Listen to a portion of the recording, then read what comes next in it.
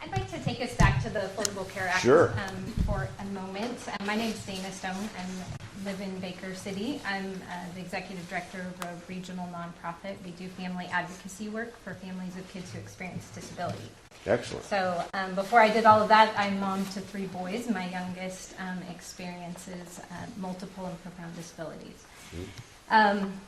Our life was completely changed when Oregon partnered with the federal government with the Affordable Care Act and implemented the Community First Choice option, otherwise known as the K Plan, that is embedded in the Affordable Care Act. And so myself as a parent have seen what the difference has made for my son with the K Plan as an option in our life, and as the advocate that I am, I've also seen countless other families who've been profoundly impacted in a positive way. And so we are deeply, deeply, deeply concerned about talk at the federal level of completely repealing the Affordable Care Act. We know that this partnership has brought $350 million to our state that would not have been here otherwise in the last, since 2013. That's significant support. We also know that facing a $1.8 billion budget shortfall, if you choose to repeal that portion of the Affordable Care Act, Oregon doesn't have the resources to backfill that gap. So if you could speak to that for myself. Sure. And you have constituents, I have colleagues that are also in the Central Oregon and Southern Oregon region, and so we have thousands of families who want to hear from you on this topic. Yeah, no, happy to. First of all, thanks for the work you do for your kids and for others. It's really important work. And as you know, in the original Medicaid, it was for age blind disabled. That's the premier population. And in some states, as I look at this nationally because of this chairmanship, some states still have waiting lists for age blind and disabled to get coverage under Medicaid, who meanwhile took the expanded Medicaid under the Affordable Care Act because it paid more. And so you've got this issue where they're matching now 5% of that. So with the Affordable Care Act, what happened on the expansion of Medicaid, the government came in and said, we will pay 100% federally for anybody you sign up within certain parameters. I think it was up to 138% of poverty. Age, and these are able-bodied adults up to 138 of poverty. And that was the expansion. They say, we'll pay 100% of that, but every year thereabouts, we're going to ratchet down how much we pay as the federal government until 10 years it gets down to 90%. But meanwhile, the state has to maintain the effort at the full population at the 100%. So every time the feds would knock off a percent, state had to pick that up. That was the deal. I don't know I think that's part of why the state's today facing a $935 million shortfall just on Medicaid in this biennium. It's about half of the deficit. So we're looking at all this and trying to figure out federally how we manage through all this. Because next year, state and federal spending combined for Medicaid will exceed the Defense Department budget. And by the end of this budget window out in 2026, I believe, federal share of Medicaid will be $1 trillion every year. $1 trillion every year.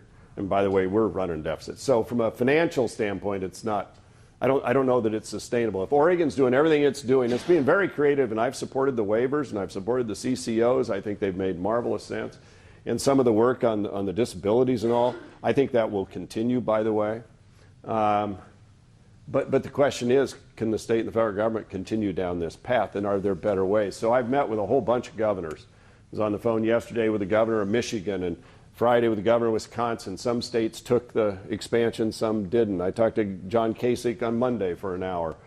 And they've all, what they really want is the flexibility that we've got in Oregon. So that's the first thing they asked for, is give us flexibility. Governor Herbert out of Utah said, I had to apply for a waiver with CMS to be able to email with my Medicaid recipients. Waited, I think he told me 3 months, and then got an email from CMS denying that waiver. Email's a new technology that I don't know why it was denied. I mean, there's probably more to the story, but he was just exasperated about it. So they want flexibility, and they believe if we give them flexibility, they can innovate and actually bring down the cost while they expand the care. There are governors that have had some of this, like Oregon has a waiver for the CCOs and all, where they have gotten people in through a health risk assessment and into a program, and they've dramatically reduced their costs and dramatically reduced access to care through the emergency room, which is a goal we should have because that's the most expensive, because they have a medical home for that person. And so these governors say to me, they say, well, why is it if Roberts has one or Snyder has one or Kasich has a waiver, why can't I just go get that same waiver? It's already been approved. Oh no, they have to go through a whole process. And so we're trying to figure out how do we give them flexibility? And then what percent should the federal government continue to pay? Because nationwide for the age blind disabled, which I think is the most vulnerable, the average is 63% from the federal government. It's a ratio between 50 and can go up to 83%. Depends upon how wealthy a state is. It's on per capita income versus the national average. So in Oregon, we pay 63% federally. The state pays 37%. That's the match on traditional Medicaid, which is where most of the population on Medicaid is. Then it's the expansion population that we're having the discussion about. What should that match be going forward? Should it stay at the 90%? Can we afford that? Or should we ask the states to step up and provide a little more? And that's for flexibility and some other changes. Our own state has made recommendations in the insurance market on changes they think would help get that insurance market going.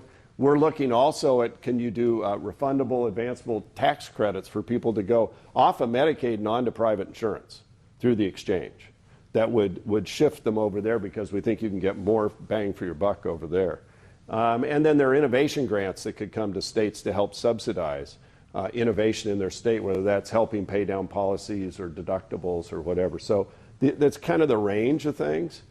And you know, we're trying to make sure people get coverage.